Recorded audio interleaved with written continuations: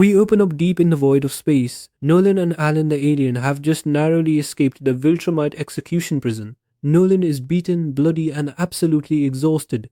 He looks at Alan, holding his hand out in a gesture of pure defeat, and delivers a line that completely shatters everything we know about his people. Nolan says, "There are less than 50 full-blooded Viltrumites left in the universe, but it was not always this way.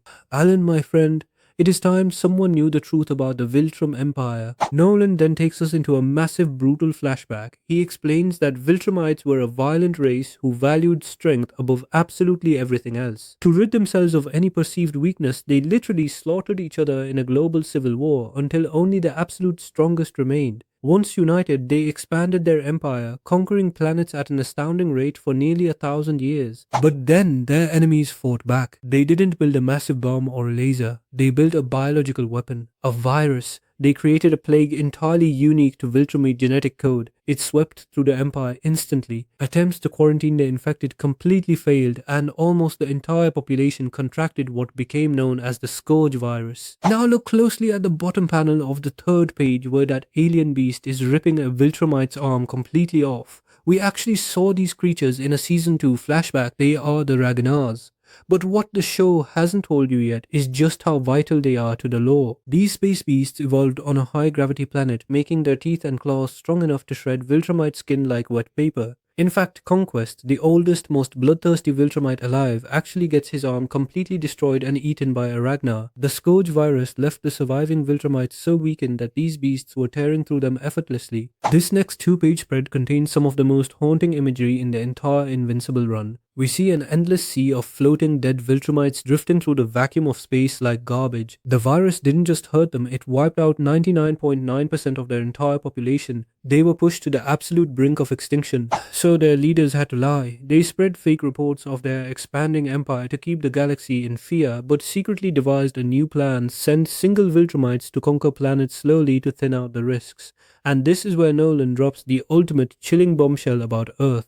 Because human DNA is almost 100% compatible with Viltrumites, Earth was chosen for a very specific reason. It was going to become a massive breeding camp. This completely changes how you watch the season 1 finale. He knows that Earth is the literal key to saving his entire species from going extinct. Human DNA is so remarkably similar to theirs that the offspring are basically pure-blooded Viltrumites. The Empire doesn't just want our resources, they want to enslave the entire human race to use as incubators to rebuild their dead army. It makes Nolan's original mission so much darker than just standard world domination. Realizing the absolute horror of what he was sent to do, Nolan looks at Alan and says, "What they plan to do with Earth, I was born in a breeding camp. I wouldn't wish that on anyone. We have to warn Mark." Nolan finally sees the Empire for what it truly is. Alan agrees but tells Nolan that they can't just run to Earth.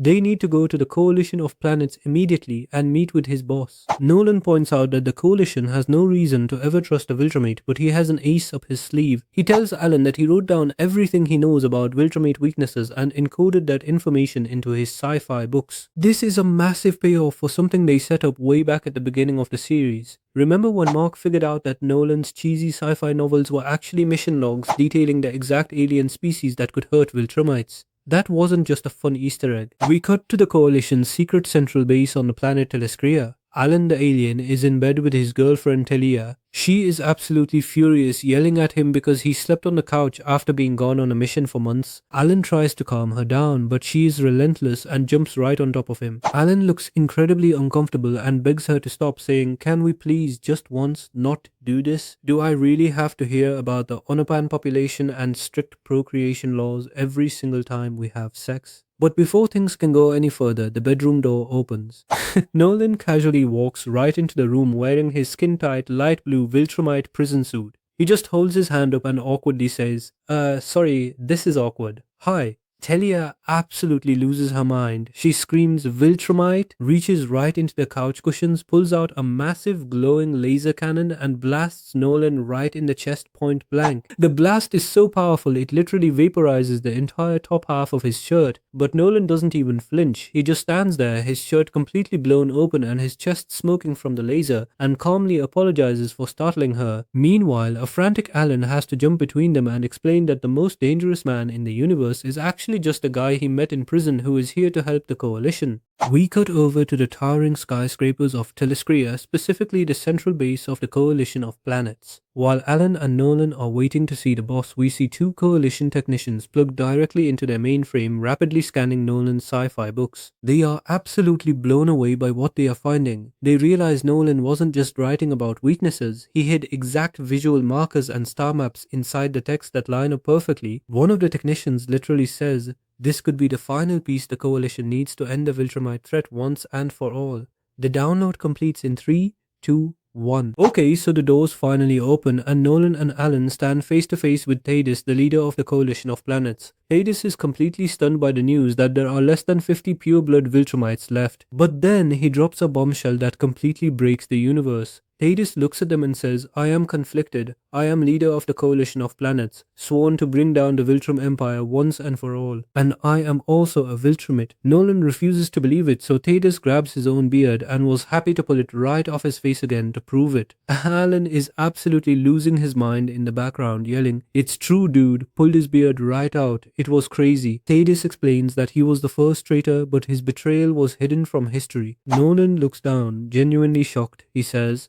"But I always feared that there was something wrong with me for turning my back against the Empire. I thought I was the first." thaedus explains that his betrayal was completely erased from history, but there is no time to celebrate because thaedus drops another massive bombshell. There is a Viltrumite mole hiding inside the coalition of planets. Because of this traitor, the data from Nolan's sci-fi books isn't going into the main database. It's going into a highly restricted, sensitive vault. thaedus gives them exactly 1 hour to raid the armory and start hunting down the things that can hurt a Viltrumite before the council finds out what they are doing. Okay, before we hit the armory, we have to talk about what Nolan is wearing in this scene. When this look dropped, the online community absolutely roasted him for it, saying he looked exactly like a rejected villain from He-Man. We cut straight to the coalition armory and the boys are getting geared up. Alan walks out in this massive bulky red and white suit covered in pouches and tech, yelling "Sweet!" Nolan, who has finally ditched the blue He-Man suit for a sleek grey and red coalition uniform, immediately starts roasting him. Nolan points at Alan's gear and says, "It looks cool, but with your strength, aren't all those gadgets a little unnecessary? Seems like they'll just slow you down." Alan doesn't even miss a beat. He just looks at Nolan's ridiculous new outfit and fires back, "Yeah, and your suit's all about practicality. Nice cape, dude." I absolutely love the banter here. Right after the armory, they fly out into space and we get this hilarious buddy cop road trip sequence. Alan pulls out a bag of space bugs called Kanslock that his girlfriend Talia packed for the trip. He's just casually munching on them like popcorn. He offers some to Nolan, saying they are the most delicious thing in the universe. Nolan just looks at this giant one-eyed alien eating live, squirming grubs in the vacuum of space and hits him with a cold, hard pass. I really hope Amazon keeps this exact scene in the show. The dynamic between Alan and Nolan turns into this ultimate Lethal Weapon style space adventure. The comedy ends pretty quickly when they arrive at the Nebuloid belt. It's been almost 100 years since Nolan was last here, and it just looks like an endless sea of floating rocks. But Nolan pulls out a smartphone-looking infopod containing the data from his sci-fi books. He explains that he hid a mathematical code in the paragraphs to track how these specific asteroids would shift and drift over the last century. It is a genius-level tactical move. They navigate through the drifting debris and Nolan finally spots it. They land on a specific massive asteroid and walk into a dark, hidden cave. This proves Nolan didn't just write down alien weaknesses, he literally mapped out the entire galaxy's secret weapons using hidden coordinates in cheap paperback novels. Inside the cave, sitting right there in the dirt, is a massive high-tech gun. Nolan explains that this weapon belongs to the Space Racer, or the Space Rider as he called him in the books, to protect his identity. This isn't just a normal laser blaster, it fires indestructible beams that will shoot through absolutely anything in the universe, including Viltrumites. Nolan drops a massive piece of lore here. 100 years ago, he fought the Space Racer but couldn't actually kill him,